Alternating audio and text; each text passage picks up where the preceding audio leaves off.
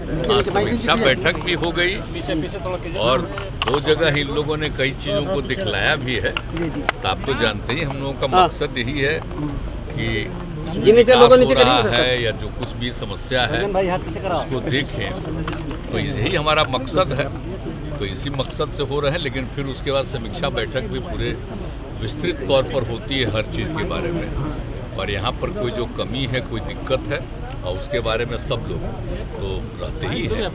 और पटना से भी सारे लोग अधिकारीगण कुछ तो यहाँ भी रहते हैं, कुछ वहाँ रहते हैं। तो एक एक चीज़ की जानकारी ले ली जाती है और हम तो पहले ही कह चुके हैं। एक बार पूरा घूम लेंगे, उसका उन लोगों को 2-3 दिन के बाद एक बार फिर पूछ लेंगे कि जितना सबका है आगे क्या हुआ, तो जान लेंगे। जो भी करना पड़ेगा हम लोग तो करेंगे, तो इसलिए तो घूम रहे हैं। पर्यटन स्थल है सर।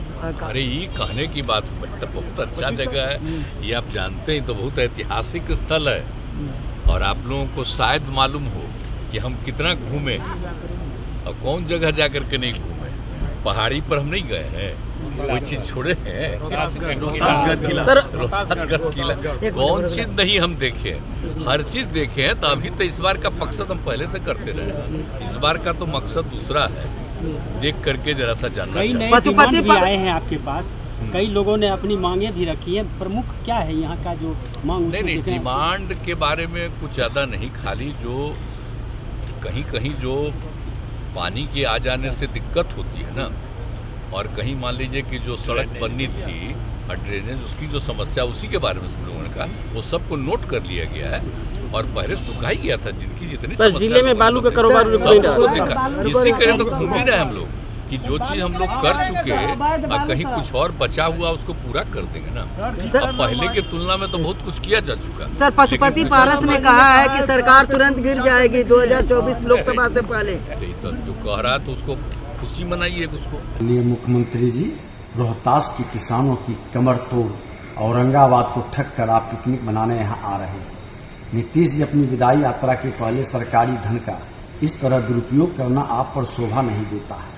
औरंगाबाद में ऐतिहासिक सूर्य स्थली देव जहां त्रेता युगीन सूर्य मंदिर है, जिसे पर्यटन स्थल घोषित करने का ऐलान आपने ही किया था, वो सिर्फ आश्वासन बनकर रह गया। वहां किसान अपनी जमीन के मुआवजा के लिए अभी भी भटक रहे हैं। उसका समाधान कब होगा ये आपको बताना चाहिए। वहां की जनता के समस्याओं का समाधान करना चाहिए।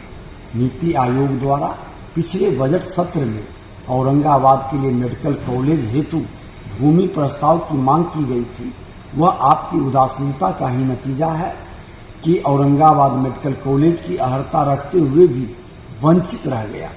आपकी उदासीनता के चलते ही अब तक औरंगाबाद में कृषि विश्वविद्यालय का लाभ नहीं मिल सका है। औरंगाबाद में शिक्षा विभाग सिसक रहा है, छात्र अध्ययन के लिए पलायन को मजबूर है। उच्च शिक्षा का हालत बद से बदतर है, कानून व्यवस्था भी ध्वस्त है। यहाँ माननीय सांसद और माननीय विधायक तक को धमकी मिल रही है। जनप्रतिनिधि कहीं न कहीं असुरक्षित और भयभीत है। फिर इसे जनता राज कहें या गुंडा राज। रोहतास का भी हाल वही है, पूरी तरफ अराजकता का माहौल बना हुआ है। यहाँ नल जल योजना का काम सिर्फ 50% हुआ है, उसमें भी 80% फेल है, बंद है। माननीय मुख्यमंत्री जी अरवा चावल पर रोक लगाकर यहाँ के किसानों की जीविका ही खत्म कर दी। लाखों की लागत से इन्होंने अरवा चावल मिल शुरू किया था, आपने ही तो नीति बनाया था। वही पॉलिसी को फिर बदल करके सरकार का द्वारा जो प्रावधान अरवा चावल की कुटाई होगी, आपने उस प्रावधान को बदला। लेकिन बाद में उसना चावल का फरमान जारी कर करके आप इस मामले को हमने दिसंबर के विधानसभा सत्र में भी उठाया था। माननीय मुख्यमंत्री जी किसानों की समस्या का समाधान जल्द से जल्द करें। उसरा चावल का लाभ कुछ आपके ही चहेते लोगों को देने के लिए